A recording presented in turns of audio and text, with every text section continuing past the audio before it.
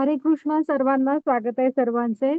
आज आपण आपला आठवा अध्याय पाहणार आहोत, ज्याचं नाव आहे अक्षर ब्रह्म योग. तर आपण आहे ना, पहिल्यांदा आपलं मंगलाचरण म्हणूया. हा. ओम अज्ञानतिमिरांधस्य ज्ञानांजन शलाकया चक्षुरुन्मीलितं येन तस्मै श्री गुरवे नमः.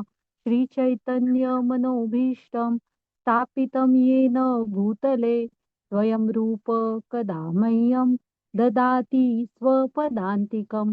वन्देऽहं श्रीगुरो श्रीयुतपदकमलं श्रीगुरून् वैष्णवांच श्रीरूपं साग्रजातं सहगण रघुनाथान्वितं तं सजीवं साद्वैतं सावधूतं परिजनसहितं कृष्ण चैतन्य देवं श्री राधा कृष्ण पदान् सहगण ललिता श्री विशाखान्वितांच. हे कृष्ण करुणा सिंधो दीनबंधो जगतपते गोपेश गोपिका कांत राधाकांत नमस्ते. तप्त कांचन गौरांगी राधे वृंदावनेश्वरी वृषभानुसुते देवी प्रणमामि हरिप्रिये. नमा ओम विष्णुपदाय कृष्णपृष्ठाय भूतले श्रीमते भक्ति वेदांत स्वामी इति नामिने. नमस्ते सारस्वते देवी गौरवाणी प्रचारिणे निर्विशेष शून्यवादी पाश्चात्य देश तारिणे. जय श्री कृष्ण चैतन्य प्रभु नित्यानंद श्री अद्वैत गदाधर श्रीवासादि गौर भक्त वृंद. हरे कृष्णा कृष्ण कृष्णा हरे हरे हरे राम राम राम हरे हरे. हरे कृष्णा कृष्ण कृष्णा हरे हरे हरे राम राम राम हरे हरे. तर स्वागत आहे तुम्हा सर्वांचे. प्रथम आपण आपल्या राधा गोविंदांना प्रणाम करूया, त्यांचे आशीर्वाद घेऊया. प्रभुपाद स्वामींना प्रणाम करू, त्यांचे आशीर्वाद घेऊ. नामानिष्ठदास प्रभूजींना प्रणाम करते. आमच्या मराठीच्या ग्रुप हेड पूजा माताजी आणि आमच्या पूर्ण ह्या मराठीच्या टीमला प्रणाम करते. आणि अन्वया माताजी ज्यांनी मला गीता शिकवली त्यांना प्रणाम करते. आणि तुम्ही सगळे पण इथे वेळेवर येता, तुम्हाला सर्वांना पण सादर प्रणाम. तर आहे ना, आजचा अध्याय जो आहे अक्षर ब्रह्मयोग. प्रभुपाद स्वामी काय म्हणतात बघा, भगवत प्राप्ती. हा, भगवंतानी हे भक्ती योगाचे अध्याय आहेत, आपल्याला त्यांच्याविषयी जास्त जास्त माहिती दिलेली आहे. तर आजचा जो अध्याय आहे तो भगवत प्राप्ती कशी करायची ते आपल्याला सांगणार आहे. तर अक्षर ब्रह्मयोग. अक्षर म्हणजे काय, तर जे कधी क्षय पावत नाही, जे नेहमी आहे, जे सनातन आहे. कोण आहेत? कृष्ण आहेत तसे. हा. तर त्यांना संबोधू नये की त्यांच्याशी आपण कसं जोडलं जायचं. हा, ह्या ब्रह्म म्हणजे कुठलं, भगवंतांचं ब्रह्म, अ, परमात्मा आणि भगवान असे ईश्वर प्राप्तीचे टप्पे आपण पाहिले होते. तर ह्या अशा अक्षर ब्रह्म भगवंतांशी आपण जोडून कसं घ्यायचं ते आपण ह्या अध्यायात पाहणार आहोत. हा. माताजी घ्या पुढची स्लाइड. हा, प्रभुपादांना प्रणाम करूया. तर ह्या अध्यायाची सुरुवात ऍक्च्युली प्रश्नाने झालेली आहे. ते एक मिनिट माताजी, पुढच्या स्लाइड मध्ये बघूया. हा, कालच्या अध्यायातले म्हणजे 7व्या अध्यायात आपण काय बघितलं, ती स्लाइड नाहीये. ठीक आहे. तर ह्या दोन अध्याय ना, नाही नाही माताजी असू दे, ही पुढची पुढची घ्या. हा, इथे थांबा. नव्हे, ते ह्याच्या पुढची घ्या. हा, थांबा इथे. हा. तर जो 7वा अध्याय आहे ना कालचा, त्याच्यामध्ये हे जे शेवटचे 2 श्लोक आहेत त्याच्यापासून हा आजचा अध्याय सुरू झालाय. ह्याच्यामध्ये ना काही शब्द आहेत ज्याचे अर्थ अर्जुनाला समजत नाहीयेत. अर्जुन पण कसा आहे, तो क्षत्रिय आहे आणि तो एक योद्धा आहे. राजा आहे. त्याचा वेदांचा अभ्यास हा मर्यादित स्वरूपाचा आहे, खूप नाहीये. त्यामुळे त्याला ना हे फारसे काही शब्द कळले नाहीत. आणि कृष्णाने ना कालच्या अध्यायाच्या शेवटच्या श्लोकामध्ये असं म्हटलेले आहे की ते मृत्यू समयी मला पण जाणू शकतील. मग आता अर्जुनाला प्रश्न पडलाय की मृत्यू समयी जाणू शकतील, हे मृत्यूविषयी का चर्चा करतात आणि मृत्यूच्या समयी जाणू शकतील मान्य आहे, पण ते जाणायचं कसं कृष्णांना? तर आपण पाहूया आता ते. माताजी हे दोन्ही श्लोक आणि ट्रान्सलेशन वाचा. हे आधी श्लोक बघूया. हा, वाचा माताजी. हरे कृष्ण. जरामरणमोक्षाय मामाश्रित्य यतन्ति ये ते ब्रह्म तद्विदुः कृत्स्नम् अध्यात्मं कर्म चाखिलम्. जरामरणातून मुक्त होण्याकरिता प्रयत्न करणारे बुद्धिमान मनुष्य माझ्या भक्तिमय सेवेद्वारे माझा आश्रय घेतात. वास्तविकपणे ते ब्रह्म आहेत, कारण त्यांना आध्यात्मिक क्रियांचे संपूर्ण ज्ञान असते. साधिभूताधिदैवं मां साधियज्ञं च ये विदुः प्रयाणकालेऽपि च मां ते विदुर्युक्तचेतसः. जे लोक पूर्णपणे मतपरायण होऊन मला बहुतेक सृष्टीचा संचालक, देवतांचा नियंत्रक, सर्व यज्ञांचा अधिष्ठाता भगवंत म्हणून जाणतात, ते मृत्यू समयी सुद्धा मला जाणू शकतात. हरे कृष्ण. हा, तर ह्याच्यामधले शब्द आहेत ना, साधिभूत म्हणजे आधिभूत, आधियज्ञ, हे अर्जुनाला ना कळत नाहीयेत. आणि कृष्ण इथे वरती पण म्हणतायत बघा, की जे जरामरणातनं मुक्त होण्यासाठी जे प्रयत्न करतायत, हा, तर अशी लोक भगवंतांच्या भक्तिमय सेवेद्वारे ते प्राप्त करू शकतात. मग ती त्याच्याबद्दल म्हणजे जीवनभर तर आपल्याला भक्ती करायला हवी आणि मृत्यू समयी सुद्धा ते भगवंतांना जाणू शकतात. मग त्याचा उपयोग काय मृत्यू समयी भगवंतांना जाणून वगैरे, किंवा त्यांचं स्मरण करून? तर आता आपण बघूया. माताजी आता मागची स्लाइड घ्या. त्यामुळे ना अर्जुनाने प्रश्न विचारले. ह्या अध्यायाची सुरुवातच अर्जुनाच्या प्रश्नाने. हरे वाचा कृष्ण. माता. अर्जुनाने विचारले, हे पुरुषोत्तम, हे भगवान, ब्रह्म म्हणजे काय, आत्मा म्हणजे काय, सकाम कर्म म्हणजे काय, ही भौतिक सृष्टी म्हणजे काय आणि देवता कोण आहेत, हे सर्व कृपया मला सांगा. हे मधुसूदन, यज्ञाचा अधिपती कोण आहे आणि या देहामध्ये तो कसा निवास करतो आणि भक्तीमध्ये युक्त झालेले मृत्यू समयी तुम्हाला कसे जाणू शकतात. हरे कृष्णा. तर आहे ना, आता हे आपण या प्रश्नांची सरळ उत्तरं बघूया. माताजी घ्या पुढची स्लाइड. आता उत्तर पाहूया त्या अर्जुनाच्या प्रश्नांची.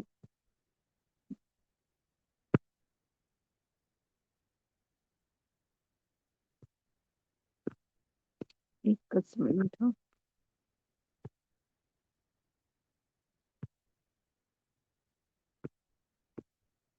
वाचू का माताजी? नाही, ऍक्च्युली वाचा, मला थोडं स्क्रीन येत नाहीये. एकच मिनिट, तोपर्यंत वाचा माताजी. हरे कृष्ण. प्रश्न. ब्रह्म आत्मा म्हणजे अविनाशी दिव्य जीव, अध्यात्मक शरीराचा नियंत्रक जीवा. त्याचं उत्तर आहे जीवाचा नित्य स्वभाव, कर्म फलदायी क्रिया, प्राकृत देहाच्या उत्पत्तीस कारणीभूत, अधिभूत, नित्य परिवर्तनशील भौतिक सृष्टी, अधिदैव भगवंतांचं विराट रूप, देवदेवता आणि त्यांच्या ग्रह लोकांचा समावेश असणाऱ्या भगवंतांचं विराट रूप, अधियज्ञ यज्ञाचा अधिष्ठाता परमात्मा. अधियज्ञ कुठे वास करतो? सर्वांच्या हृदयात. मृत्यूच्या वेळी कृष्णाचे स्मरण कसे करावे? आयुष्यभर स्मरणाचा सराव हवा. हरे कृष्णा. तर आला स्क्रीन. तर आता आपण पाहूया प्रश्नांची उत्तरं. ब्रह्म म्हणजे काय? तर ब्रह्म हा शब्द वेगवेगळ्या अर्थाने वापरला जातो.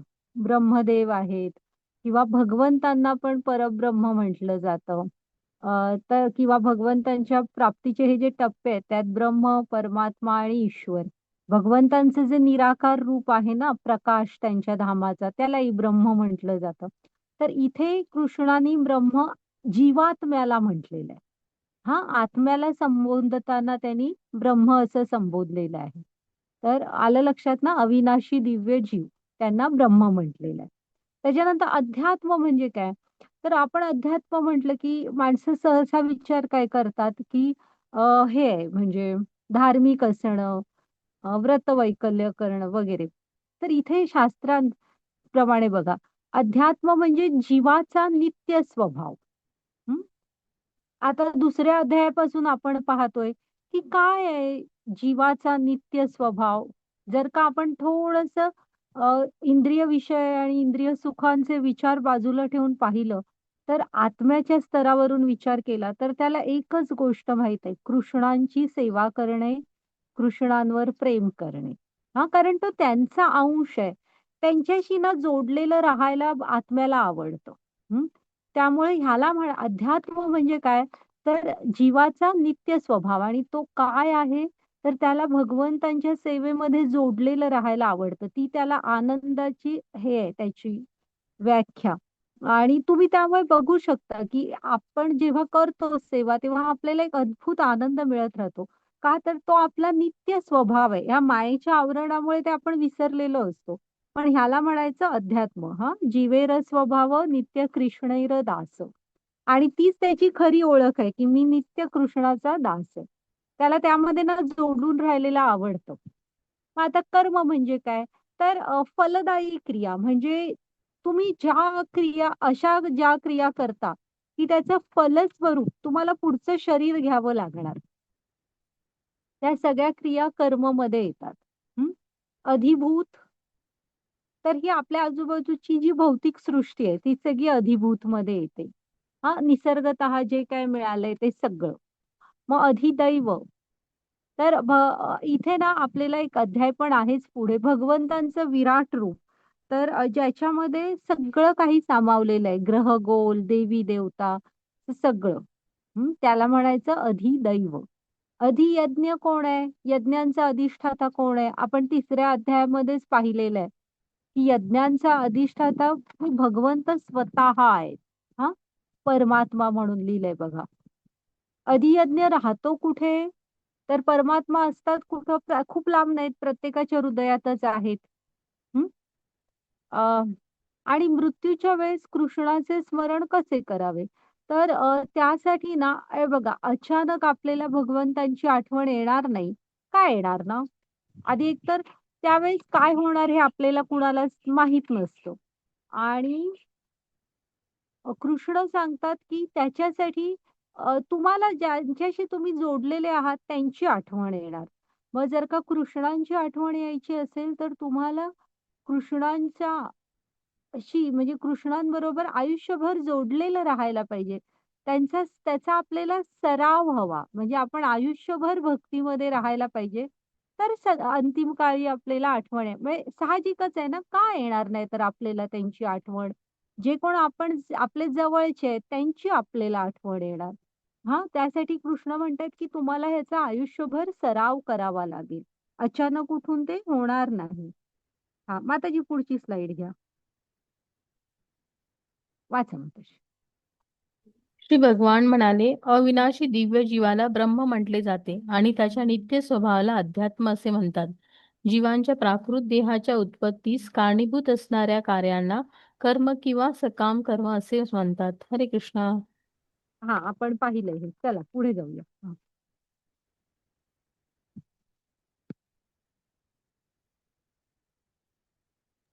हरे कृष्णा. हे देहधार्यामध्ये श्रेष्ठ अर्जुना, निरंतर परिवर्तनशील असणाऱ्या भौतिक प्रकृतीला अधिभूत असे म्हणतात. चंद्र सूर्यासारख्या देव देवतांचा समावेश असणाऱ्या परमेश्वराच्या विराट रूपाला अधिदैव असं म्हणतात. आणि प्रत्येक देहधारी जीवामध्ये परमात्मा रूपाने मी पुरुषोत्तम भगवान वास करतो आणि मलाच अधियज्ञ, यज्ञाचा अधिष्ठाता असे म्हणतात. हरे कृष्णा. आता ही निरंतर परिवर्तनशील असणाऱ्या भौतिक प्रकृतीला अधिभूत असे म्हणतात. म्हणजे ना असं म्हणतात की ही सगळी माया आहे, मायेमध्ये हे सगळं असत्य आहे, माया आहे, सत्य नाहीये. तर ऍक्च्युली हे जे भौतिक जगत आहे ना, ते माया असली तरी ते प्रत्यक्षात आहे, असत्य नाहीये. तुम्ही त्याला स्पर्श वगैरे करू शकता. पण तिचा एक गुणधर्म आहे. काय आहे? ती निरंतर परिवर्तनशील आहे. स्थिर नाहीये, की जर बाहेरचा निसर्ग हा सतत बदलत असणार, ऋतूंप्रमाणे बदलतो. बाह्य परिस्थिती ह्या बदलत असतात. हा, तो निरंतर परिवर्तनशील आहे. इथे आता बघा हा, अंड्यातून ह्या फुलपाखरू अंडी घालतं. मग त्या अंड्यातून अळी येते. मग ती मोठी होऊन तो सुरवंट बनतो. मग तो सुरवंटाच्या स्टेजला खूप खातो. पानं नुसती खातच असतो. मग त्याच्यानंतर खाऊन झालं की कोश धरतो. मग ते कोशातून ना सुंदरसं फुलपाखरू बाहेर पडतं. मग ते त्याचा जीवनकाल हे करतं, व्यतीत करतं आणि मग शेवटी अंडी ला घालून ते मृत्यूस प्राप्त होतं. तर आता बघा त्या एका अंड्यामधून आलेला हा सुरवंट मग ते कसं चेंज होत कुठे फुलपाखरू सुंदरसं त्याच्यातनं तयार झालंय. तर अशी ही भौतिक प्रकृती जी आहे ना, ती आहे, पण ती नित्य परिवर्तनशील आहे. आणि इथे मागे जे सुटलेले क्षण आहेत ते आपण परत नाही घेऊ शकत. ते गेले. असं असतं. अ, मग आपण बाकीचं बघितलंय. भगवंतांच्या विराट रूपाचं तर सगळे देवी-देवता असणारं ते विराट रूप. त्याला अधिदैव. अ, प्रत्येकात कोणी विचारलं ना, "कुठे आहेत सांगा?" भगवंत कुठे आहेत आपल्या हृदयात? कोण म्हणतंय? तर हे गीतेतले श्लोक आपण जे शिकतो हे लक्षात ठेवा नंबर. इथे पण सांगितलंय बघा, की प्रत्येक देहधारी जीवामध्ये परमात्मा रूपाने मी भगवान वास करतो. ते आपल्या हृदयातच आहेत आत्म्याच्या शेजारी आणि त्यांनाच यज्ञाचा अधिष्ठाता असं म्हटलं जातं. माताजी 1 मिनिट मागची स्लाईड घ्या. तुम्हाला ना फलस्वरूप पुढचं शरीर मिळतं. हा जो साइडचा चित्र आहे ना, ते व्यवस्थित बघा. म्हणजे कर्म काय असतं, तर तुम्हाला ज्याचं फलस्वरूप पुढचं शरीर मिळत असतं. आता नियम कसा आहे बघा ह्या कर्माचा, की तुम्हाला ॲक्चुअली ना कृष्ण आपल्या हृदयातच आहेत आणि ते ना प्रेमळ आहेत स्वभावाने. तुम्हाला ज्या गोष्टी करायला आवडतात, तेच शरीर आपल्याला पुढे मिळत असतं. म्हणजे त्यांना कळत असतं, की मनापासून ह्याची प्रामाणिक इच्छा आहे हेच करायची. तर बाबा त्याला ते शरीर देऊया, जे त्याला सुटेबल पडेल. हं. आता ज्यांना अवैध शारीरिक संबंधामध्येच इंटरेस्ट आहे. माहीत आहे, की हे सगळं चूक आहे. पण नाही त्यांना त्याच्यामध्येच इंटरेस्ट आहे. तर सतत त्याच्यामध्येच लक्ष जे काही करतायत ते करण्यासाठी. तर मग भगवंत म्हणतात, की बाबा मग समाजापासून चोरून हे करावं लागतं मनुष्य शरीरामध्ये. मग बाकी पण मर्यादा असतात. त्यापेक्षा ह्याला पुढचं शरीर कुत्र्याचं देऊया, की ज्याच्यामध्ये त्याची तीच प्रामाणिक इच्छा आहे, तर ते म्हणजे भरपूर उपतो काय ते करू दे ते सगळं. की तू आता वरचं बघा. जेव्हा एखादा खातच सुटलेला असतो, म्हणजे हे पाहतच नाही, की हे खाण्याच्या लायकीचं आहे का बाबा? मग इव्हन प्राणीसुद्धा जे ते त्यांचा ठरलेला आहार घेतात म्हणजे जो तो ठरलेला त्यांचा असणार. त्यांच्या चिमणीचा किंवा मांजराचा. पण काही लोकं असतात, मनुष्याने सध्या लिमिटच क्रॉस केलंय. फ्युजन फूड, एडव्हेंचर फूड काय, काय विचित्र आपण खात सुटलेलो आहोत. म्हणजे असं की कधी जन्माचे भुकेले असल्यासारखे मनुष्य सध्या खात सुटलेला आहे. तर मग असा तुम्ही विचार न करता नुसतं मग भगवंत म्हणतात की हे जे शरीर आहे ना, मनुष्य शरीर, हे उच्च चेतनेचं आहे. ह्याचा उपयोग हा परमात्म्याच्या प्राप्तीसाठी करायचा आहे. समाजाच्या कल्याणासाठी करायचा आहे. तुम्ही जर का म्हणजे खाण्यातच रस आहे, तर मग ठीक आहे. ती तरी इच्छा पूर्ण होऊ दे. मग पुढचं शरीर डुकराचं मिळेल, की ज्याच्यामध्ये क्षमता खूप असते. भरपूर खाऊ शकता, पचवू शकता. गरजा कमी असतात. त्यामुळे तो दिवसभर खातच असतो. हां, मग त्याच्यानंतर हेच जर का तुम्हाला थोडीशी उच्च चेतना आहे मध्ये काहीतरी करताय आणि तुम्हाला पुण्यकर्म करण्यासाठी तुम्ही तरी काहीतरी करताय. हां, चांगलीच कर्म, पण स्वर्गात जायची इच्छा आहे. तर ठीक आहे. मग तुम्ही चांगली कर्म केला असाल, तर त्याचं फलस्वरूप पुढचा जन्म तुम्हाला तेवढं पुण्य जमा झालं तर स्वर्गात मिळेल. आणि जर का तुम्ही शुद्ध भक्त आहात, भगवंत पाहतायत, की ह्याला भक्तीमध्ये माझी ओढ आहे. हा प्रयत्न करतो. ते आपले प्रयत्न पाहत असतात, की किती प्रामाणिक तुम्ही प्रयत्न करताय. तर आहे ना, तुम्हाला पुढचा जन्म मग भगवंत त्यांच्या धामात देतात. म्हणजे आलं ना लक्षात, ही जी कर्म आहेत ती काय आपल्या पुढच्या शरीर तयार करत असतात. इथे ना आपण म्हणतो, की भगवंतांनी का असं केलं किंवा देवाने माझ्यावर असं का केलं? असं नाहीये. आपल्या ह्या इच्छा असतात, की ज्याप्रमाणे आपल्याला पुढचं ना शरीर मिळत असतं, इंद्रिय मिळत असतात. म्हणजे 15व्या अध्यायात पण कृष्णाने हे सांगितलेलं आहे. घ्या माताजी.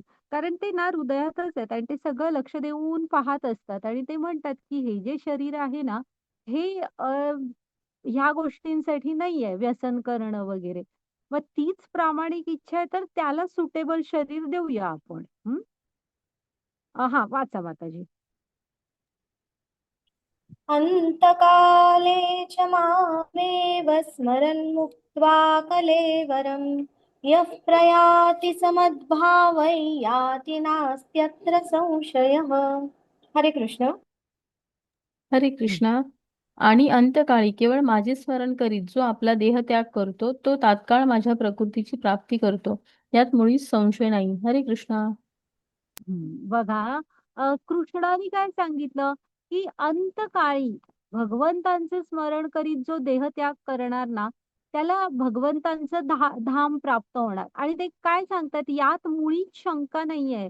अर्जुन, तू ह्यात कुठल्याही प्रकारची शंका घेऊ नको. हा सरळ नियम आहे. अंतकाळी जर का तुम्ही माझं स्मरण केलं, तर तुम्ही माझ्या धामाची प्राप्ती करणार. हां. आणि पण ते कसं आहे त्यासाठी कृष्णाने सांगितलंय ना, की त्याचा तुम्हाला जीवनभर सराव करायला हवा. नाहीतर का होणार सांगा अंतकाळी आपल्याला स्मरण भगवंतांचं?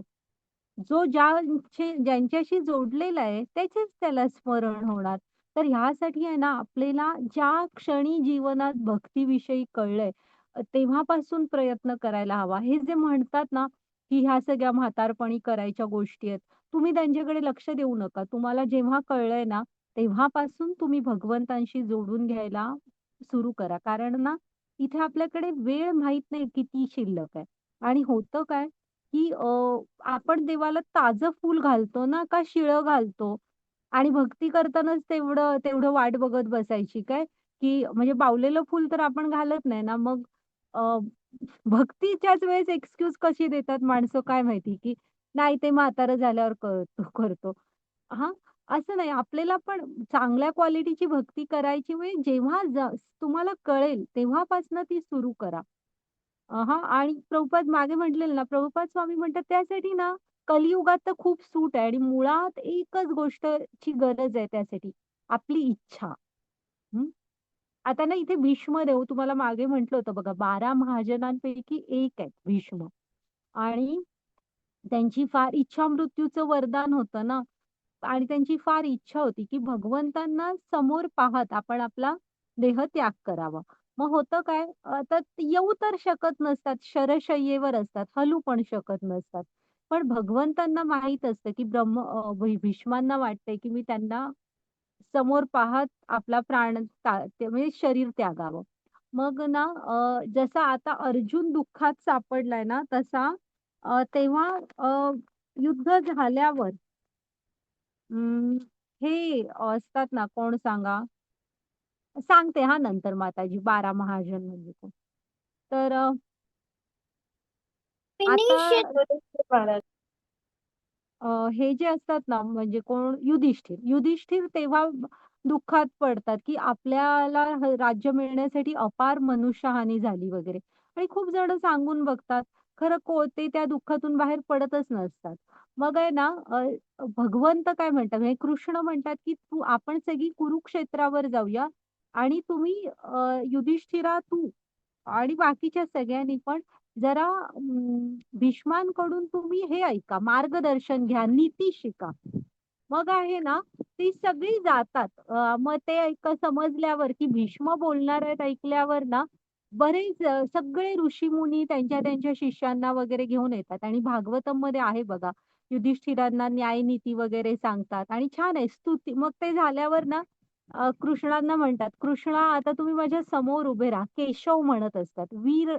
भीष्म हे वीर रसातले आहेत. त्यांना ते वीर कृष्ण आवडत असतात. आणि समोर उभे राहतात आणि सुंदरशी स्तुती केलेली आहे. भागवतमध्ये आहे पहा स्तुती ती. ऐकू पण शकता YouTubeवर ऐका कधीतरी ती स्तुती हां.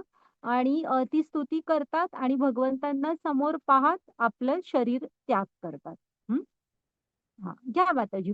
म्हणजे भगवंतांना आत्ताच आपण कर्माचं बघितलं ना, त्यांना कळत असतं, की आपल्या इच्छा खऱ्या काय आहेत, हृदयातच आहेत आपल्या. माताजी घ्या पुढची स्लाईड.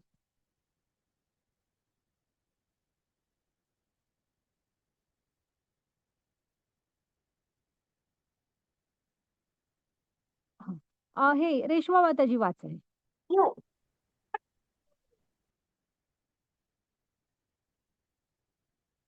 श्लोक नाही वाचते माताजी. हा वाचा. वाचलात तरी चालेल, वाचा. अहन्यहनि भूतानि गच्छन्ति हयग्र्यमालयम् तेषा स्थिरत्वमच्छन्ति किमश्चर्यमतः परम्. हरे कृष्ण. रोज हजारो लोक मृत्यूला प्राप्त करतात, परंतु मूर्ख माणूस विचार करतो की मी अमर आहे, माझा मृत्यू कधीच होणार नाही. अशा विचारांमुळे मृत्यूपूर्वी जी तयारी करायला हवी तो ती अजिबात करत नाही. हरे कृष्ण. हा तर ही ऍक्च्युली गोष्ट आहे महाभारतातली. जेव्हा ते वनवासात असतात ना, तेव्हा एकदा युधिष्ठिर महाराजांना तहान लागते आणि ते काय म्हणतात की अर्जुनाला, अर्जुना जा जरासं पाणी घेऊन ये माझ्यासाठी. मग अर्जुन एक लोटा घेतो आणि पाणी आणायला जातो.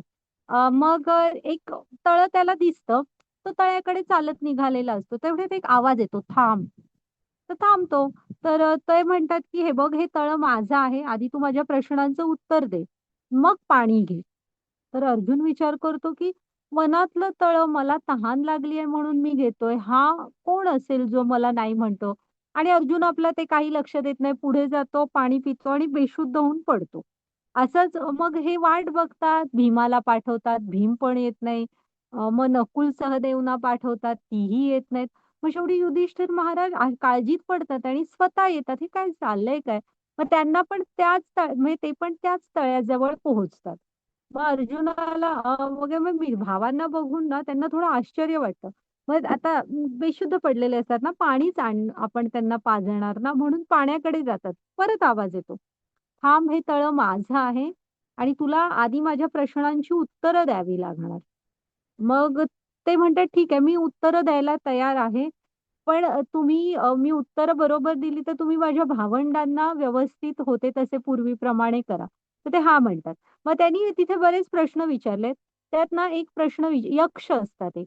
त्यांनी एक प्रश्न विचारलाय की अ, म्हणजे मनुष्य जीवनात म्हणजे सर्वात आश्चर्यकारक गोष्ट कोणती आहे? तर त्याचं उत्तर हे युधिष्ठिराने दिलेलं आहे, की अहो आश्चर्यम्, की सगळ्यात मोठं आश्चर्य हे आहे, की म्हणजे आपलं जेव्हा जन्मच होतो, तात्विकदृष्ट्या बघितलं तर जेव्हा आपण जन्म घेतो ना, तेव्हापासूनच आपला तसा मृत्यूकडचा प्रवास सुरू झालेला असतो. पण मनुष्य ना हे जीवनाचं सत्य कधी जाणत नाही आणि त्याची तयारीच करत नाही. हे खूप मोठं म्हणजे आजूबाजूला पण पाहत असतो आपण. माणसं मृत्युमुखी पडताना. पण तरी पण आपण कधीतरी आपण पण जाणार हा विचार करून त्याची तयारी करत नाही. हे सगळ्यात मोठं आश्चर्य आहे. मग त्या सगळ्या प्रश्नांची ते उत्तरं देतात. मग तीही चारही भावांना पुन्हा चेतना म्हणजे शुद्धीत आणतात आणि ते निघून जातात. हां, तर आपला इथे मुद्दा काय आहे, की आता मृत्यूची तयारी करायची म्हणजे काय करायचं? असं विचार करत बसायचं का? अरे बापरे! मी कधीतरी जाणार आहे, कधीतरी जाणार आहे. असा अर्थ घेऊ नका तुम्ही. हां, असा त्याचा बिलकुल अर्थ नाहीये. तर ह्याच्यासाठी ना आपल्याला पहिल्यांदा मी कोण? माझं भगवंत कोण? भगवंतांशी आपलं नातं काय आहे?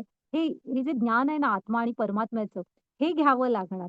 आणि मग आपल्याला कळेल, की ह्या मनुष्य जीवनाचं महत्त्व काय आहे? आणि मग ह्या मनुष्य शरीराचा उपयोग हा योग्य गोष्टींसाठी आपण केला पाहिजे, ना की फालतू गोष्टींमध्ये वेळ घालवला पाहिजे. हं. मग आता जी पुढची स्लाईड घ्या. ह्याला म्हणायचं की तुम्ही योग्य तयारी करताय, ना की उगाचच डोकं खात बसा स्वतःचं आणि दुसऱ्याचं, "नाही, मी कधीतरी जाणार आहे." असं नाही. तर हे जे जीवन जगताना आहे ना, आपण योग्य मार्गावर राहायला पाहिजे. हा भगवंतांच्या सेवेमध्ये जोडून घ्यायला पाहिजे. जरा गीता, भागवतम ह्याचा अभ्यास करायला हवा. ओके. माताजी घ्या पुढची स्लाईड. हरे कृष्ण. यय्यं वापि स्मरन् भावं त्यजत्यन्ते कलेवरं तन्तमेवैति कौन्तेय सदा तद्भावभावितः. हरे कृष्ण. हरे कृष्ण. हे कौंतेय, आपल्या देहाचा त्याग करीत असताना मनुष्य ज्या ज्या भावाने स्मरण करतो त्या त्या भावाची तो निस्संदेह प्राप्ती करतो. हरे कृष्ण. तर आहे ना, इथे लक्षात ठेवा हां. हा पहिला सिद्धांत काय सांगितला होता? जर का तुम्ही माझं स्मरण केलं तर मला प्राप्त करणार. हा, आता इथे दुसरा काय आहे बघा, की मला ठीक आहे बाबा, मला नाही जमलं भगवंतांचं स्मरण करायला. तर आणि तेव्हा कृष्णांनी सांगितले, की तू ह्याच्यामध्ये अजिबात संशय घेऊ नको. हं. आता जर का इथे कसं झालं, अ, जर का तुम्हाला कृष्णांचं स्मरण करायला नाही जमलं, तर तुम्ही ज्या कुणाचं स्मरण करताय ते तुम्हाला पुढचं शरीर प्राप्त होणार. त्या लोकात होईल किंवा त्या योनीमध्ये होईल. तुम्ही ज्या कुणाचं स्मरण करताय त्यांचं. मग आता इथे ना भरत महाराजांची आपण गोष्ट आठवते ना तुम्हाला बघितलेली, की म्हणजे भक्ती करायसाठी वनात येतात. पण एक हरण येतं, हरणाचं पिल्लू त्यांच्या आयुष्यात येतं आणि तितकं त्याच्यामध्ये गुंततात. खरं तर पिल्लू मोठं-बिठं होतं, पण ह्यांना नेहमी त्याचीच काळजी. मग अशामुळे होतं काय, शेवटी हरणाचाच विचार करत ला सामोरे जातात आणि पुढचं जे शरीर हरणाचं मिळतं. म्हणजे ॲक्चुअली मुक्ती मिळाली असती, ते प्राण्याचं शरीर मिळतं. फक्त एकच होतं, की त्यांना ना त्यांची स्मरणशक्ती असते. म्हणजे शिल्लक स्मरण असतं, की मी कोण होतो आणि कशामुळे हे सगळं झालंय. त्यामुळे मग ऋषींच्याच आश्रमाच्या जवळ तो जन्म घालवतात. मग त्याच्यानंतर पुढचं शरीर एक मनुष्याचं मिळतं. मग त्यामध्ये जडभरत म्हणून नाव असतं त्यांचं. जास्त कोणाशी बोलत नसतात आणि आपलं काम करून राहत असतात. सगळ्यांना वाटत असतं, की जड बुद्धीचाच आहे, जरा मंद असा. पण तसे नाही, ते जडभरत ऋषी. मग ते एका राजा रोहगण त्यांच्याबरोबर ती एक गोष्ट आहे आणि त्या जडभरत ऋषींच्या जन्मामध्ये मग त्यांना मुक्ती प्राप्त होते. म्हणजे इथं विचार करा हां, जी मुक्ती भरत महाराजांच्या जन्मानंतर मिळणार होती, ती मुक्तीसाठी एक हरणाचा जन्म घ्यायला लागला. त्याच्यानंतर जडभरत ऋषींचा आणि मग मुक्ती मिळाली. तर इथे एक लक्षात ठेवायचं हा सिद्धांत, की तुम्ही अंतकाली ज्याची आठवण काढणार ते धाम आपल्याला मग प्राप्त होत असतं. माताजी पुढची स्लाईड घ्या. आणि ना ही भरत महाराजांची गोष्ट आहे बघा.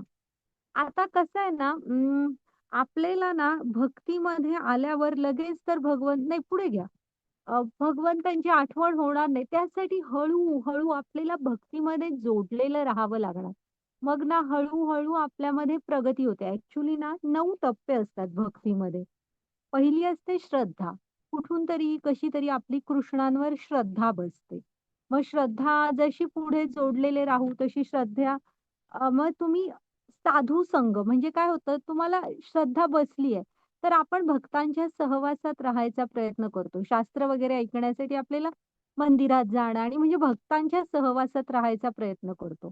मग साधू संग, मग आपण भजन क्रिया करायला लागतो. जप करता, संकीर्तन करता.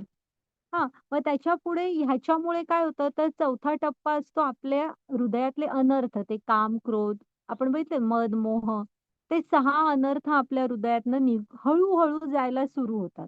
मग भगवंतांच्या नामावर आपली निष्ठा बसायला सुरू होते. जो जप आहे ना, तो प्रामाणिक व्हायला सुरू होतो. मग रुची.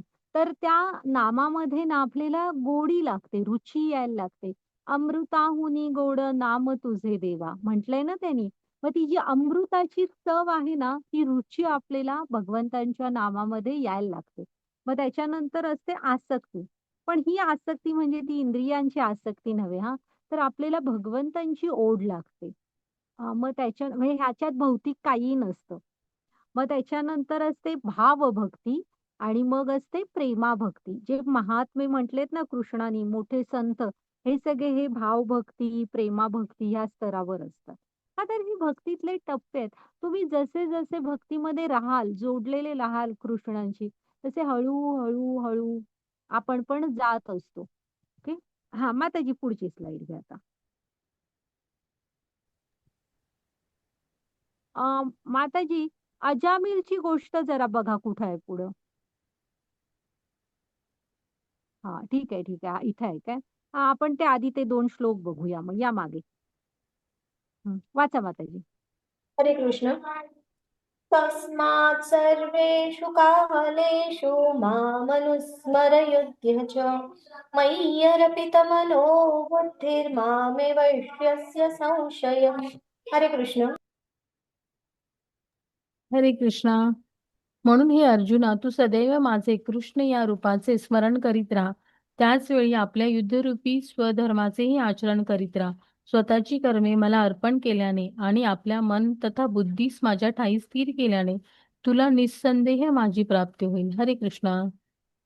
बघा आता कृष्ण इथे काय सांगतायत, की तू सदैव माझे स्मरण करीत राहा. आता माझे म्हणताना कृष्ण कुठल्या रूपात आहेत सांगा त्यांच्या समोर? कृष्ण ह्या रूपात आहेत ना, गोविंद. तर आपल्याला ना भगवंतांचं स्मरण हे त्यांच्या गोविंद त्या रूपात करायचंय, ज्या रूपात भगवंत त्याच्या समोर आहेत. सरळ म्हणतायत ना, माझे ह्या रूपात स्मरण कर. ते म्हणतायत का मी एक व्हायब्रेशन आहे, मी एक एनर्जी आहे किंवा मी प्रकाश आहे. ह्यावर तू ध्यान कर, स्मरण कर म्हणत नाहीयेत. तर तुम्ही जर का ध्यानधारणेकडे जात असाल, मेडिटेशनमध्ये इंटरेस्ट असेल, तरी पण ते करताना ना गोविंद भगवंतांच्या ह्या श्याम सुंदर रूपावर मन एकाग्र करा हां, सराव करत असाल तर.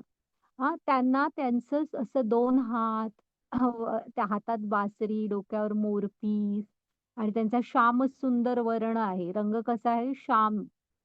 असे ते सुंदर असं मनमोहन असं रूप आहे त्यांना. निराकार नाहीयेत ते. खूप छान आहेत. तर आपलं लक्षात ठेवायचं आणि जे निराकारवादी आहेत त्यांना हे पुढचं ज्ञानच नाही. मग ते प्रकाशापर्यंत अडकून पडू देत. आपल्याला माहीत आहे आपण गीतेचा अभ्यास केलाय, तर भगवंतांच्या ह्या रूपावर तुम्ही ध्यान करा आणि त्यांना रूप आहे, सगुण साकार आहेत बघा ते. हं. आणि त्याच वेळेस काय म्हणतायत बघ, तुझे युद्धरूपी स्वधर्माचे पण आचरण कर. हां, आणि अशी भगवंतांना सगळी आपली कर्म अर्पण केल्याने, आपली बुद्धी भगवंतांमध्ये स्थिर केल्याने, आपण भगवंतांची प्राप्ती करू. हां, म्हणजे हे जीवनभर करायचंय. आता हे अवघड आहे ना थोडंसं. युद्ध करायचं, समोरच्याच्याकडे लक्ष ठेवावं लागतं. युद्धाची आणीबाणीची परिस्थिती असते. त्याच्यामध्ये कृष्णाचं पण स्मरण करू, युद्ध पण करू, असं कसं होणार माझ्या हातून? असं आपल्याला वाटेल. तर ह्यासाठीच तर आपल्याला आधीपासनं त्याचा सराव करायचा आहे. म्हणजे आपली नियत कर्तव्य करताना पण आपण आतमधून कृष्णांना जोडलेलो असू. भीष्म होतेच ना समोर, ते भगवंतांचे भक्त होते. आता कसं आहे ना, इथे प्रल्हाद महाराजांचं ॲक्चुअली ती स्लाईड नाहीये. प्रल्हाद महाराजांचं चरित्र तो पिक्चर मध्यंतरी आलेला बघितला नसेल ना, तर तुम्ही बघा. बरेचदा सिनेमॅटिक लिबर्टीच्या नावाखाली पिक्चरमध्ये बरीच चेंजेस करतात. पण त्यांनी त्या पिक्चरमध्ये ना अजिबात बदललेलं नाही. साधारण भागवतमध्ये जशी कथा वगैरे आहे ना, तशाच टाइप घेतलेलं आहे बघा. तर प्रल्हाद जे असतात ना, लहानपणापासनं त्यांच्या की नाही म्हणजे ते ॲक्चुअली आईच्या पोटातूनच नारदांच्या आश्रमात आई राहत असते ना तेव्हा. त्यामुळे गर्भातूनच ते हे शिकलेले असतात भक्ती. आणि कयाधूला सगळं सांगताना कयाधू कधी-कधी झोपी पण जात असते. पण हा पोटातला गर्भ सगळं ऐकत असतो. मग ना जेव्हा ते गुरु आता हिरण्यकश्यपू शिकायसाठी गुरुकुलात पाठवतात. तेव्हा पण ना मधली सुट्टी वगैरे जी होते ना, त्याच्यामध्ये त्या असुर मुलांना गोळा करून ना भक्तीविषयी सांगत असतात आणि सांगत असतात, की हे जे शिक्षक शिकवतात ते ठीक आहे. पण आपले म्हणजे हे सगळं जे आहे हे विष्णूंचं आहे. आपण त्यांचं नाम घेऊया. मग ती मुलं म्हणत असतात, "नाही, नाही मला खेळायचंय." अं, आता म्हणजे मधली सुट्टी आपण खेळूया, नको नाम नको घ्यायला. तर प्रल्हाद महाराज ठीक आहे म्हणत असतात आणि खेळत-खेळत त्यांना भगवंतांचं नाव घ्यायला लावत असतात. तर आपण पण आपल्या ना जीवनाच्या हर एक अंगाने कृष्णांशी जोडून घ्यायला शिकायला हवं. आणि प्रल्हाद महाराजांनीच सांगितलेलं आहे, खूप तात्विक गोष्टी आहेत भागवतममध्ये, की तुम्ही इंद्रिय सुखांच्या मागे जेव्हा धावता ना, तेव्हा त्यामध्ये गुरफटत असता. मग फळांमध्ये आपल्याला अडकावं लागतं ना आणि इथं ना वेळ कमी आहे. त्याचं महत्त्व ओळखून घ्यायला पाहिजे आणि लगेच पासून का करायचंय? किती वेळ शिल्लक आहे हे तर माहीत नाहीये. आणि इंग्लिशमध्ये ते हाऊ ओल्ड यू आर असं विचारल्यावर ते काय सांगतात? 1 year old, 2 year old, 30 year old. मग आता 1 दिवसाचं बाळ असलं तरी तसंच, 1 महिन्याचं असलं तरी तसंच. मग आता ते का म्हातारं आहे का? तर नाही. त्याचा अर्थ काय आहे? तेवढा वेळ जीवनातला निघून गेलेला आहे. हं. तर आपण हा जो आपल्या हाती वेळ असतो ना, हा हुशारीने वापरायला पाहिजे. मग आपण भगवंतांचं आपलं नियत कर्तव्य करताना पण आपण घट्ट भगवंतांशी जोडलेले राहू शकतो. हां, माताजी घ्या पुढची स्लाईड. आणि प्रल्हाद महाराजांचं चरित्र पण लक्ष देऊन तुम्ही अभ्यास करा. हं.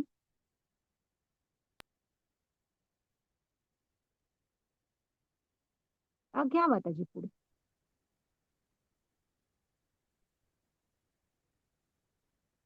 अभ्यासयोगयुक्तेन चेतसा नान्यगामिना परमं पुरुषं दिव्यं याति पार्थानुचिन्तयन्. हरे कृष्ण.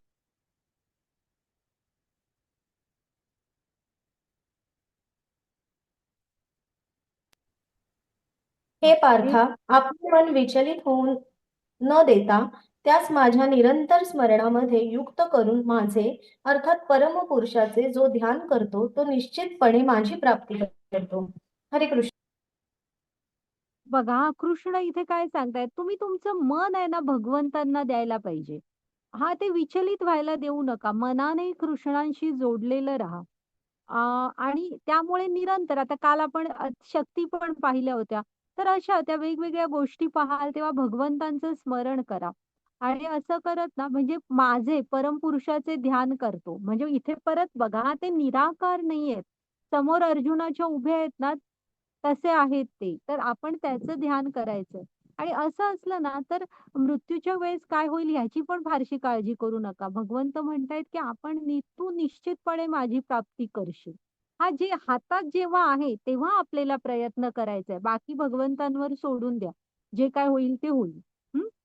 तर आता भीष्म जे होते ना त्यांना शरशय्येवर होते. मग त्रास काय कमी होत असेल का? तरी पण त्यांनी युधिष्ठिरांना हे दिलं, न्यायनीतीविषयी सांगितलं, भगवंतांची स्तुती केली. तर आपण ते 3 ताप बघितले होते बघा. अधिदैविक, अधिभौतिक आणि आध्यात्मिक. हे जे 3 ताप ज्याला आपण दुय्यम दुःख म्हणतो. का तर ह्याच्यातनं बाहेर पडणं शक्य आहे. तुम्ही थोड्या प्रयत्नाने बाहेर पडू शकता. आणि जन्म, मृत्यू, जरा, व्याधी ही जी प्राथमिक दुःख आहेत, तर ही ही पण आणि हे दुय्यम दुःख ही पण तुम्ही भगवंतांच्या साथीने ना आपण कालच श्लोक बघितलेला बघा. हा भवसागर आहे. ह्यातनं आपण नक्की पार होऊ भगवंतांच्या साथीने हां. त्यासाठी गरज आहे ती आपण त्यांच्याशी जोडलेली राहायची प्रामाणिकपणे. म्हणजे हे त्रास आपल्याला सहन करण्याची शक्ती ते देतील. त्यातनं ते मार्ग पण दाखवतील. हा आपला विश्वास हवा. ओके. माताजी घ्या पुढची स्लाईड. आता ना हां, आता स्टोरी आहे काय? चालेल.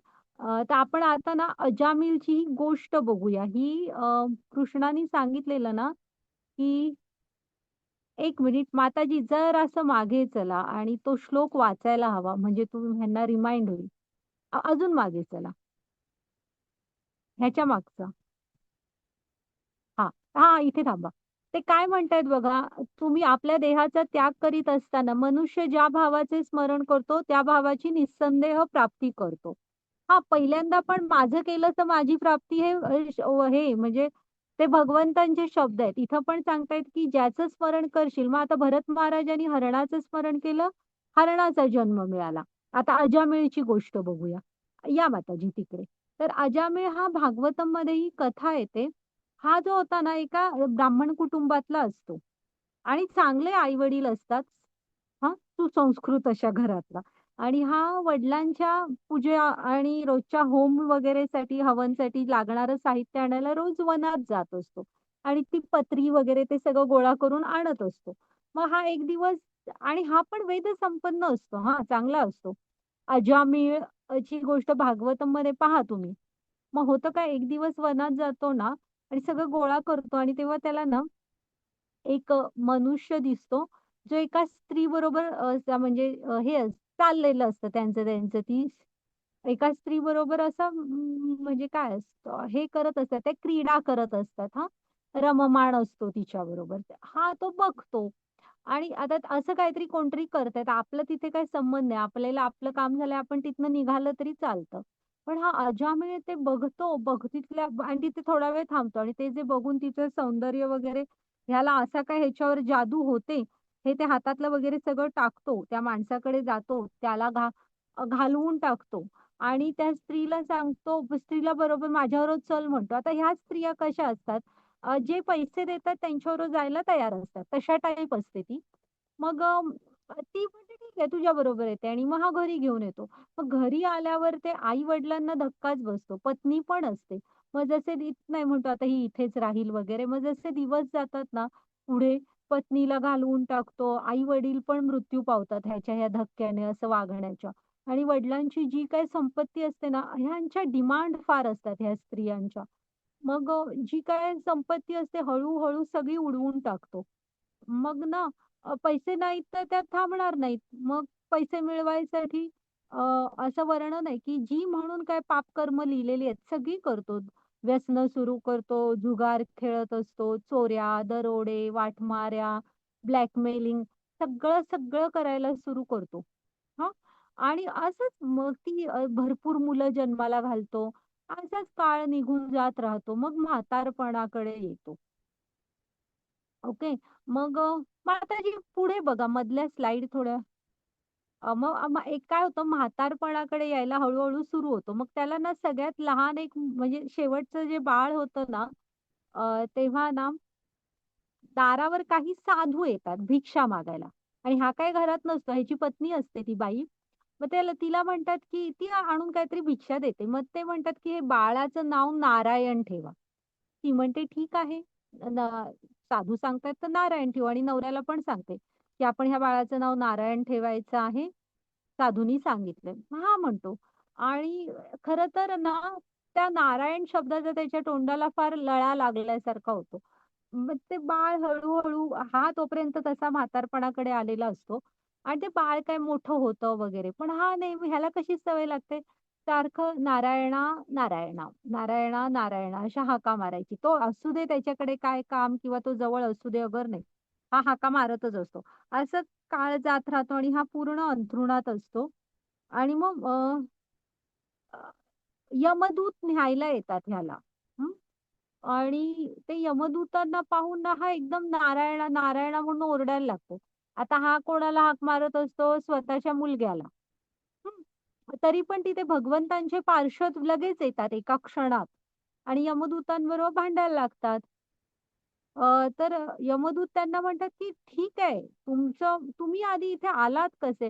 ह्याने कुठलं पाप करायचं बाकी पण ठेवलेलं नाही आणि तुम्ही विष्णूंचे पार्षद इथे कसे काय येऊ शकता?" तर मग ते सांगतात, "तो तुम्हाला नियम माहीत नाही का, की मृत्यूच्या समयी एक म्हणजे तुम्ही जर का भगवंतांचं नाव घेतलं, तर तुमची सगळी पापं भस्म होऊन जातात आणि भगवंतांच्या धामाला जाता. म्हणून आम्ही आलोय." आणि ह्याने ते घेतलंय, पुकारलंय ना नारायणा, नारायणा म्हणून. आणि मग थोडासा ना मृत्यू म्हणजे तिथे ना मृत्यूविषयी छान चर्चा आहे, तात्विक चर्चा आहे हां. भागवतममध्येच आहे ते. आणि मग ते सांगतात, की अजून थोडासा ह्याच्या मृत्यूला अवकाश आहे. त्यामुळे मग यमदूत पण चेक करतात, तर हो थोडासा अवकाश असतो. मग ते तिथे ना त्यांची तात्विक चर्चा होते मृत्यूविषयी आणि मग यमलोकात ते यमदूत जातात आणि हे भगवंतांचे दूत त्यांच्या तिकडे निघून जातात. आणि हे अजामिळच्या समोर होत असतं ना सगळं. अजामिळ हे सगळं बघत असतो. तर आहे ना, त्याच्या डोळ्यासमोरून आपला इतिहास असा झर-झर निघून जातो, की कोण होतो आपण? कसे होते आपले आई-वडील? आणि काय त्याच्यानंतर किती अधःपतन म्हणतात ते किती करून बसलो आणि कुठे येऊन पडलो हे? अ, मग आहे ना, त्या क्षणी उठतो, कुणाला काही न सांगता काशीमध्ये जातो आणि पुढची 12 वर्ष ना काशीमध्ये तप करतच जीवन म्हणजे घालवतो भगवंतांचे स्मरण वगैरे करत आणि 12 वर्षानंतर प्रत्यक्षात परत मृत्यूला सामोरा जातो. तेव्हा मात्र भगवंतांचं स्मरण करत सामोरा जातो आणि ते तिकडे दाखवलंय बघा, मग भगवंतांचे पार्षद विमानातनं त्याला न्यायला येतात. हां, तर प्रभुपाद स्वामींचं छानसं पुस्तक आहे. एकदम छोटंसंच आहे ते पण. A second chance. की त्याच्यामध्ये ना मृत्यूविषयी ही जी यमदूत आणि भगवंतांचे हां, आणि ओशाळला मृत्यू. नाही आणि ओशाळलेला मृत्यू. नाव लक्षात ठेवा हां आणि अवश्य वाचायचा प्रयत्न करा, की तिथे तात्विक चर्चा आहे. विष्णूंचे पार्षद आणि यमदूत ह्यांच्यातली मृत्यूविषयी. तर ते प्रभुपाद स्वामींचं पुस्तक छान आहे वाचा, की त्यांचं म्हणणं आहे, की हुशार बना. अजामिळला दुसरा चान्स मिळाला, पण आपल्याला तो मिळेल असं नाही. त्यामुळे हे जे जीवन आपल्या हातात आहे ना, ह्यातच आपल्या अशी जी जोडलेली लोकं आहेत, त्यांना कृष्णांशी जोडायचा प्रयत्न करा. स्वतः जोडा. घरात जे जेवण करतो ते सगळ्या अंगानी जीवनाच्या तेच जेवण बनवायचंय. फक्त भगवंतांना आधी अर्पण करा, मग खा. म्हणजे बाकीच्यांना पण प्रसाद मिळेल. त्यांच्याशी एक नातं जोडा. जीवनातली सुख-दुःख सांगा त्यांना. मंदिरांमध्ये जा, तिथं सेवा घ्या. इथं सेवा घ्या, आमच्या इथे व्हॉलंटिअर म्हणून वगैरे असं. कायही करू शकता. पृथ्वीची सेवा करा, समाजाची करा. हं. हां, माताजी पुढची. फक्त एक लक्षात ठेवा, की ही सगळी भगवंतांची कृपा आहे, त्यांना अर्पण. माताजी घ्या पुढची स्लाईड.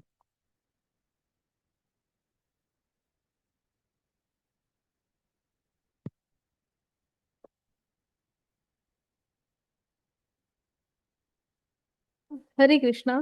मनुष्य आणि परमपुरुषाचे सर्वज्ञ, पुरातन, नियंता, अणुपेक्षाही सूक्ष्म, सर्व गोष्टींचे पालन करता, सर्व भौतिक कल्पनांच्या अतीत असणारे अचिंत्य आणि नित्य पुरुष या रूपांमध्ये ध्यान केले पाहिजे. परमपुरुष सूर्याप्रमाणे तेजस्वी आहे. ते भौतिक प्रकृतीच्या पलीकडे अर्थात दिव्य आहेत. हरे कृष्णा. आता ना भगवंत जे आहेत ना, हे बघा, हे त्यांचे गोविंद रूप म्हणायचं. हां, तर आपण स्मरण ह्या रूपात करायचंय, श्यामसुंदर. तर तर ते आणि त्यांना काय-काय म्हणून आपल्याला ओळखायचंय बघा, ते काय-काय आहेत? तर एकतर परमपुरुष आहेत, सर्वज्ञ आहेत, पुरातन आहेत, ह्या भौतिक सृष्टीचे नियंत्रक आहेत, अणुपेक्षा सूक्ष्म आहेत. म्हणजे भागवतममध्ये वर्णन आहे, की आता आपण बघूया गोलोक चार्टमध्ये. तर कणा-कणामध्ये इथे चेतना रूपाने सामावलेले आहेत. इव्हन 2 अणूंच्या मधल्या गॅपमध्ये पण आहेत. हं. सर्व गोष्टींचे पालन करता. आपण आपल्या डोक्यावर ओझं घ्यायची गरज नाहीये. तुमच्या वाटणीचं जे कर्तव्य आहे ना, ते तुम्ही करा. ही सृष्टी चालवायला ही ती भगवंतांची आहे. ते चालवायला ते समर्थ आहेत. हं. असं नाही वागायचं, की माझ्यावरच सगळी जबाबदारी टाकली आहे, माझ्यामुळेच हे सगळं नाही. हे सत्य जाणा, की आपलं काम फक्त आपण करायचंय. बाकी ही पृथ्वी, ही सृष्टी, हे ब्रह्मांड चालवायला ते समर्थ आहेत. त्यांनी सगळं धारण केलंय. मोत्याच्या माळेचं उदाहरण आहे, आठवतं ना? त्यामुळे सगळ्यांचे पालन करता ते आहेत. भौतिक कल्पनांच्या अतीत असणारे, अचिंत्य, नित्य पुरुष, हां, असं आपण त्यांचं स्मरण करायला हवं, जाणायला हवं त्यांना. आणि त्यांचं धाम जे आहे ना, ते ह्या सगळ्याच्या पलीकडे दूर आहे आपल्यापासून, गोलोक धाम. ओके. मग त्याची पुढची स्लाईड घ्या. म्हणजे ते या ब्रह्मांडात नाही राहत. अशी करोडो ब्रह्मांड असतात. आता ना इथे देवी-देवतांचं थोडंफार बघा. आपण कथा ऐकताना बघतो बघा, की काहीतरी असुर खूप मोठा झाला वगैरे, की ब्रह्मा सगळ्या देवी-देवतांना गोळा करून क्षीरसागराच्या किनारी जातात की नाही विष्णूंकडनं मदत मागायला, विष्णूंकडे. तिथे दाखवलेत बघा, शिवजी पण आहेत, ब्रह्मा आहेत, सारे देवी-देवता आहेत. तर मग ते जातात तर आपल्याला कुणी थांबवलंय? आपल्याला पण काय प्रॉब्लेम आला तर आपण पण अवश्य त्यांची मदत घ्यायला हवी. हं. मग भगवंत काय करायचं ते बघतील. शंकर नेहमी ध्यान करत असतात. कुणावर करत असतात? तर भगवंतांचं ध्यान करत असतात ते. हं. हां, घ्या माताजी पुढे.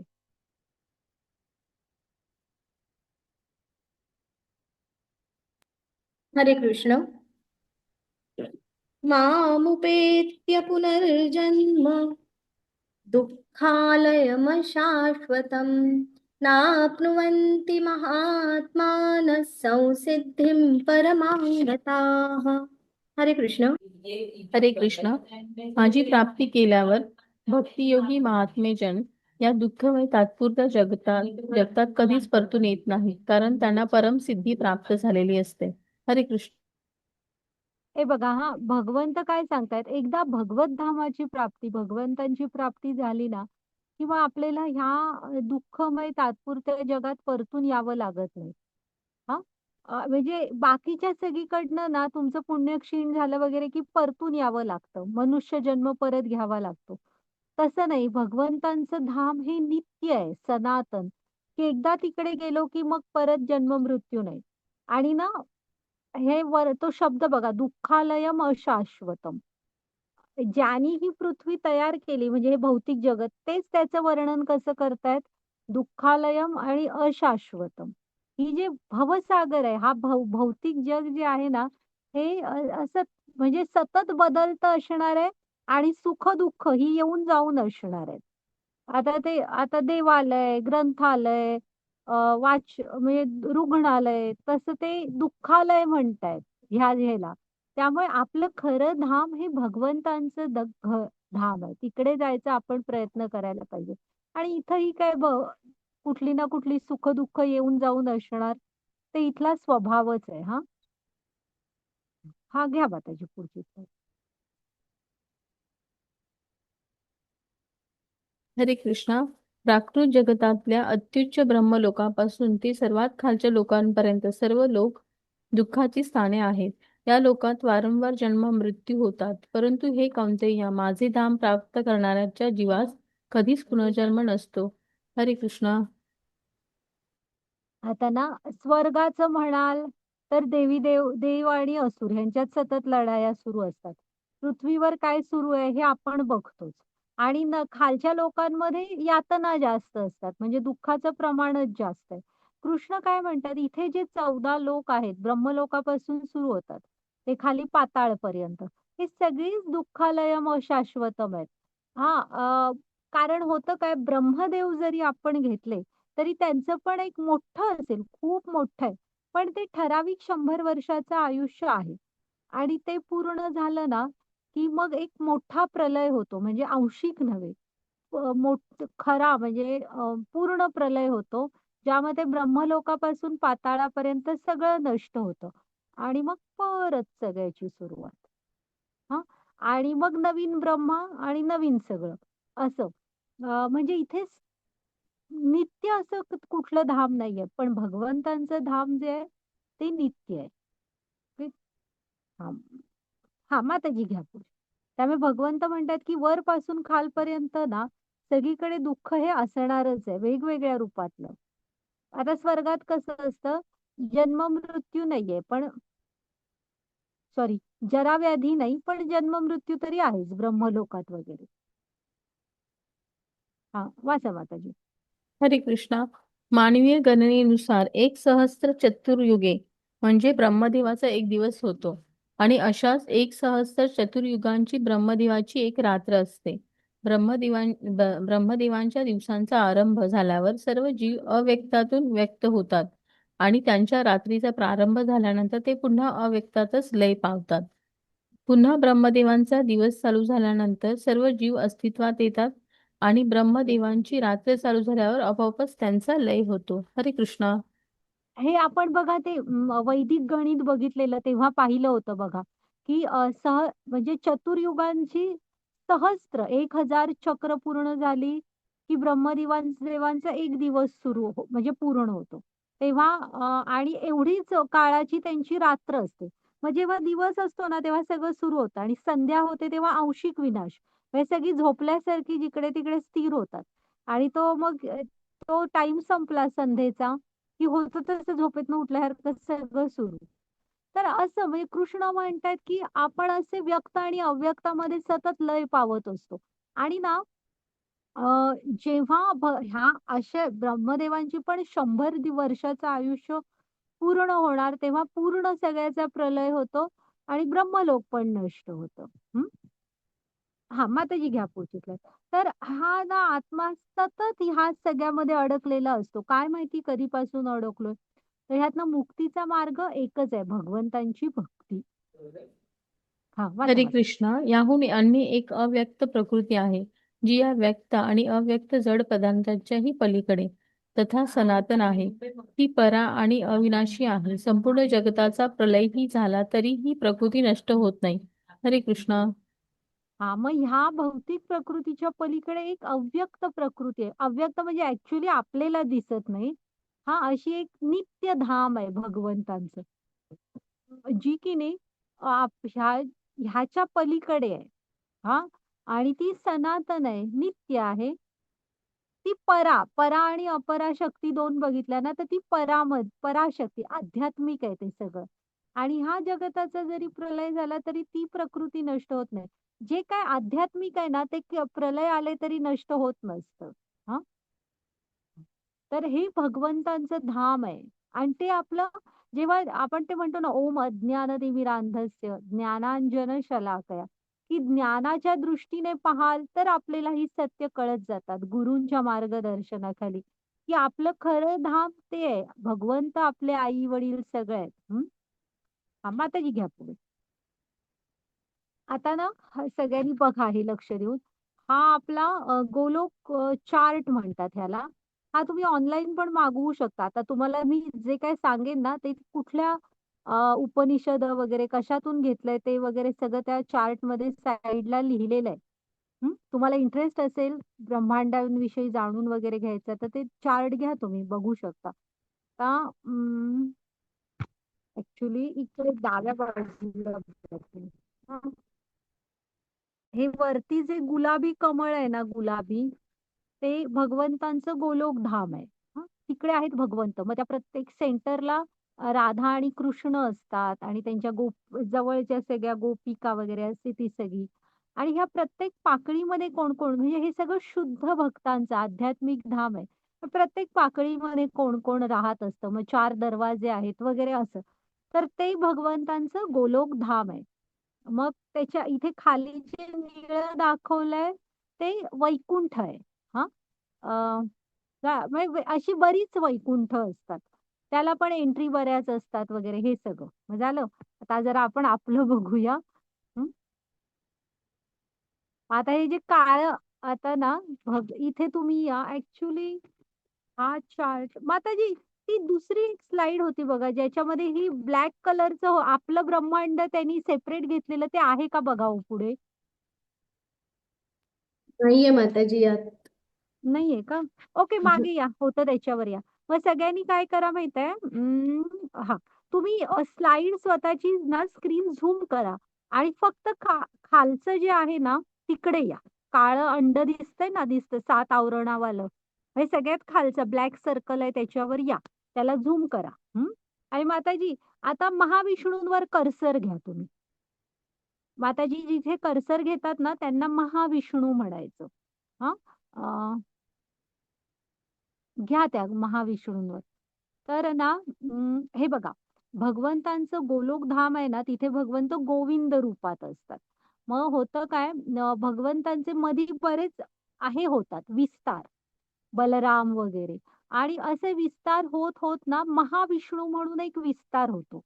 तर हा जो महाविष्णू असतात ना, हे कशात असतात, कारणोदक समुद्रामध्ये असतात. त्यांना म्हणून कारणोदक शाही विष्णू पण म्हणतात. हा, तर कारण ते सगळ्याचं कारण आहे. तर हे महाविष्णू जेव्हा श्वास बाहेर सोडतात तेव्हा करोडो ब्रह्मांड त्यांच्या शरीरातून बाहेर पडतात. तुम्हाला अंडी दिसतायत का, गोल्डन रंगाची सोनेरी अंडी दिसतायत का, दिसतायत? बोला. ही गोल्डन अंडी जी आहेत ना ही ब्रह्मांड आहेत आणि ते महाविष्णू आहेत निवांत कारणोदक समुद्रात पहुडलेले. तर ते भगवंतांचे विस्तार होत होत येतात. तर त्यांच्या शरीरातून जेव्हा ते श्वास बाहेर सोडतात तेव्हा अशी करोडो अंडी बाहेर पडतात. ओके. मग आता आपण एक अंड बघूया. हा ब्रह्मांड म्हणतात ह्याला. आता ह्या ब्रह्मांडाची रचना बघूया. हे जे काळं दाखवलंय ना ते एक ब्रह्मांड त्यांनी मोठं करून दाखवलंय. जर असं मी माताजींना सांगेन, हा, पण ती स्लाइड असायला हवी होती. तर ना होतं काय, मग महाविष्णूंचा अजून एक विस्तार होतो, गर्भोदकशाही विष्णू, जे गर्भोदक समुद्रात असतात. ते दिसतायत का, खाली झोपलेत शेषनागावर आणि लक्ष्मी देवी आहेत वगैरे.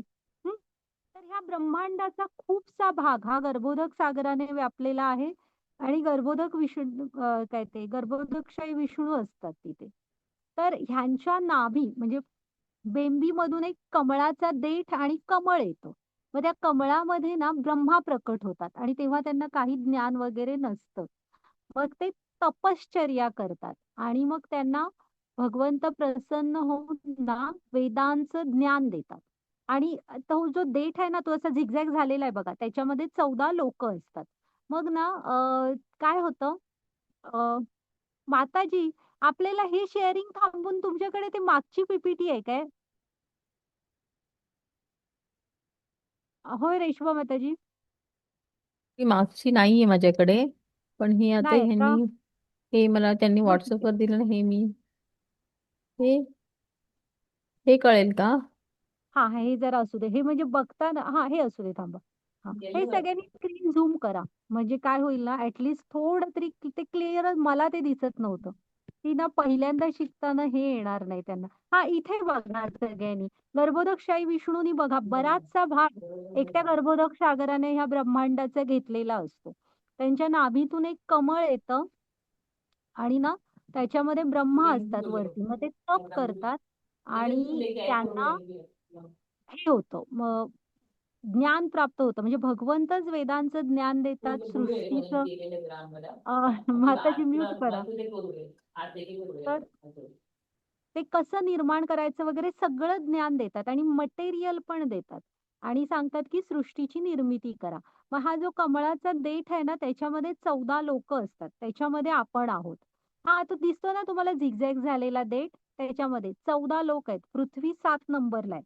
आपल्यावर सगळी ह्याची म्हणजे जरा आपल्यापेक्षा शुद्ध स्वरूपाची अशी लोक आहेत हा आणि आपल्या म्हणजे आध्यात्मिक म्हणून आणि आपल्या खाली हे सगळे अधःपतन होत जातं खाली जाल तसं अजून अजून मग आता सृष्टी तर निर्माण केली पण त्याच्यामध्ये चेतना नसते हा मग गर्भोदकशाही विष्णूंचा अजून एक विस्तार होतो.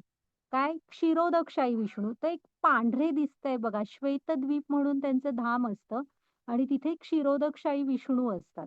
ते ना प्रत्येकाच्या म्हणजे इथे जे कोण सजीव आहेत त्या प्रत्येकाच्या हृदयात चतुर्भुज नारायण रूपात परमात्मा रूपाने प्रत्येकाच्या हृदयात जातात आणि चेतना रूपाने इथल्या अणुमध्ये जातात आणि मग इथलं जीवन सुरू होतं.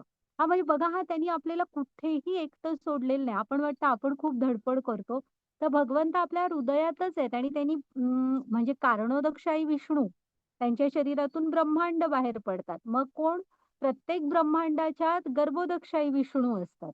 हा गर्भोदक सागरात मग त्यांच्या नाभीतून देठ येतो कमळ येतं मग ब्रह्मा आणि मग ज्ञान आणि लागणारं मटेरियल सगळं देतात आणि सृष्टीची स्थापना होते. मग परत एक विस्तार करतात श्वेतद्वीपवर राहतात क्षीरोदकशाही विष्णू आणि ते जे आहेत चेतना रूपाने अणुमध्ये आणि परमात्मा रूपाने प्रत्येक सजीवाच्या हृदयात असतात त्यामुळे आपल्याला कधीही एकटं सोडत नाहीत.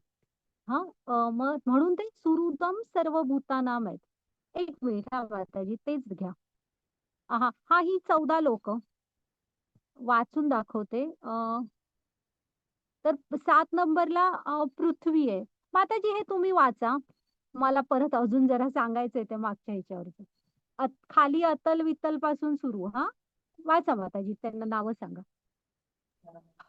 अतल वितल सुतल तलातल महातल रसातल पाताल.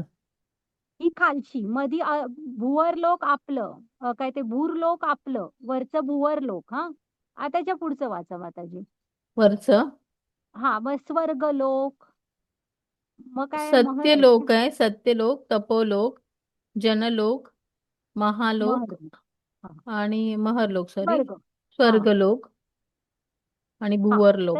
भूवर लोक मग 7 नंबरला पृथ्वी आहे वर आहेत ते जरा आध्यात्मिक म्हणायची म्हणजे तिथे जरा असं समजा की पुण्यवान लोकांचे धाम आहेत वरची खाली जे पाप करतच सुटले ते त्यांची खाली मधी आपण आहोत. आपण कुठे ते जायचं ते आपलं आपण ठरवू शकतो असं मध्ये साधारण आपण आहोत. ती मगाशी स्लाइड घ्या माताजी. तर आहे ना तुम्हाला ना एक इंटरेस्टिंग गोष्ट सांगते. आता इथे तुम्हाला ह्याला देवी धाम म्हटलंय बघा साईडला दिसतंय का देवी धाम म्हणून स्पष्ट लिहिलेलं आहे. तर इथल्या ना ऍडमिनिस्ट्रेटिव्ह हेड कोण आहेत सांगा. माता भवानी पार्वती माता आहेत ना त्या इथल्या ऍडमिनिस्ट्रेटिव्ह हेड आहेत आणि त्यांना म्हणून ह्या जगताला काय म्हटलंय देवी धाम आणि त्या तिकडे सिंहावर बसलेल्या असतात दुर्गा. हम्म आणि त्या जेव्हा आपला मृत्यू होतो आत्मा पुढच्या प्रवासाला निघतो 12 दिवसानंतर तेव्हा त्या पाहतात की तुम्ही भक्तीमध्ये काय केलंय. त्याप्रमाणे तुम्ही भक्तीमध्ये जर का काय केलं असेल ना तर तुम्हाला पुढे कृष्णांकडचा प्रवास आत्मा करू शकतो आणि जर का काय केलं नसेल तर माता भवानी परत आपल्याला खाली इकडे पाठवून देतात मग तुमच्या कर्मांप्रमाणे तुम्हाला पुढचं कुठे ते जावं लागतं. तर हे देवी धाम आहे आणि त्या पाहत असतात की तुम्ही भक्ती सेवेमध्ये काय केलंय. ओके आणि आणि आहे ना हे 7 आवरणं असतात. ह्या प्रत्येक ब्रह्मांडाला ना पंचमहाभूतांची आम्ही ती बघू ते नंतर कधीतरी पुढच्या लेवलला वगैरे नक्की शिका. आता नको त्यात.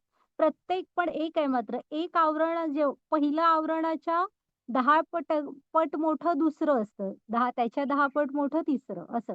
त्यामुळे आत्म्याला भक्तीशिवाय हा एकट्याने काही इथे होत नाही.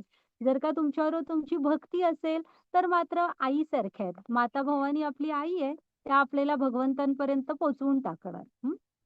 आता माताजी आपली ती स्लाइड घ्या. मगाशी होती ना ती.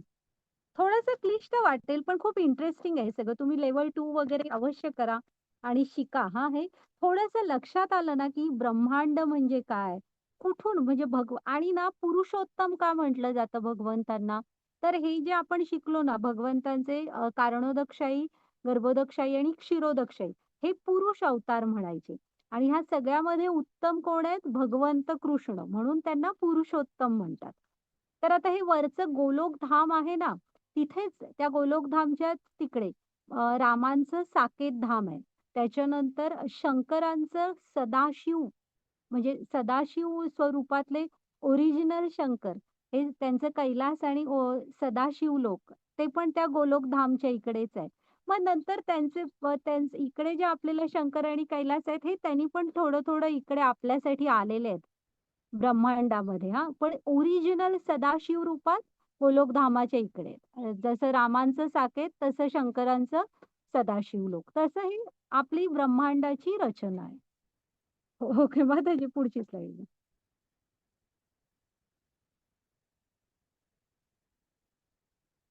आता ना गोलोकधामात ह्या भगवंतांचे त्यांचे शुद्ध भक्त असतात ते सगळे आणि मोठ्या आकाराने खूप तर तिथे या नित्य लीला सुरू असतात बघा. आपण ह्या भागवतम मध्ये त्यांच्या वृंदावनातल्या वगैरे गोप सख्यांच्या वगैरे बरोबर ज्या लीला ऐकतो ना त्या त्यांच्या तिथे नित्य सुरू असतात. आणि गोविंद आहेत ते त्यांचं फार प्रेम आहे. तिथे करोडो गायी असतात. करोडो फार प्रेम आहे त्यांचं गायींवर. आणि त्यांच्या मित्रांबरोबर बघा माखन चोर करतायत. आणि इकडे पहिल्या स्लाइड मध्ये बघा छोटे छोटे किती वेगवेगळे पक्षी आहे प्राणी आहेत.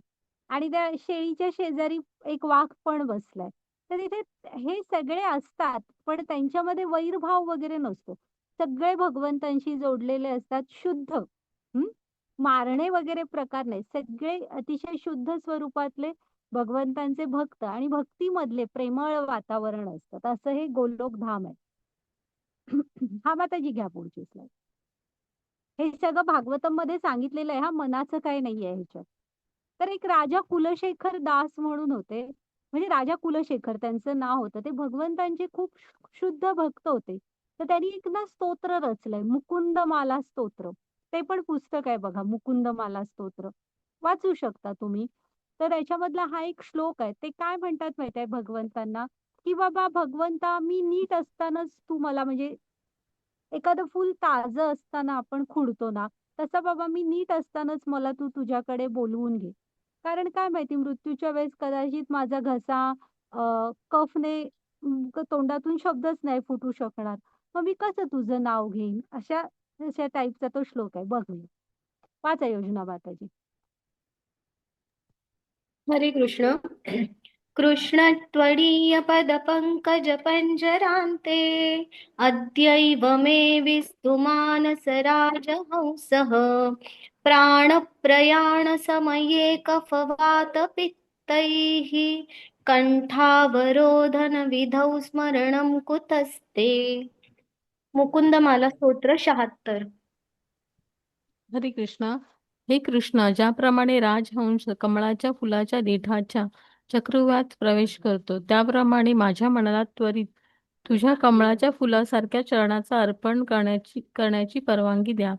जेव्हा माझ्या शेवटच्या श्वासाच्या क्षणी माझा घसा शरीरातील वात पित्त कफ यांच्या क्रियेने आकुंचन पावतो तेव्हा मी तुझे स्मरण कसे करू शकेन. हरे कृष्णा. ह्याच्यावरनं पण लक्षात घ्यायचं. ते काय म्हणतायत जसा राजहंस असतो ना तो कमळाच्या देठात म्हणजे प्रवेश करतो. तसं म्हणजे तुम्ही आधीच मला आतापासूनच माझ्यावर एकच कृपा कर की माझं मन आहे ना त्या राजहंसाप्रमाणे कमळाभोवती तो फिरतो तसं माझं पण मन तुमच्या चरणांमध्ये जोडलेलं असू दे. म्हणजे तुम्ही तुमची कर्तव्य करायला, करिअर करायला कोणी थांबवलेलं नाहीये. ते सगळं करा, पण मन आपलं भगवंतांमध्ये असू दे. त्याच्यासाठी म्हातारपणाची वगैरे वाट बघायची नाही. ते आत्तापासून जोडून घ्यायला हवं. ओके. हां, माताजी घ्या पुढची स्लाईड.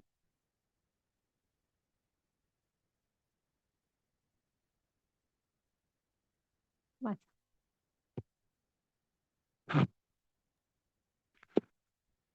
वेदेषु यज्ञेषु तपस्सु चैव दानेषु यत्पुण्यफलं प्रदिष्टम् अत्येति तत्सर्वमिदं विदित्वा योगी परं स्थानमुपैति चाद्यम्.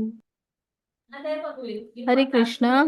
भक्ती मार्गाचा स्वीकार करणारा मनुष्य वेदाध्ययन, यज्ञाचरण, तपस्या, दान किंवा दार्शनिक तथा सकाम कर्म इत्यादी केल्याने प्राप्त होणाऱ्या फळापासून मुळीच वंचित होत नाही.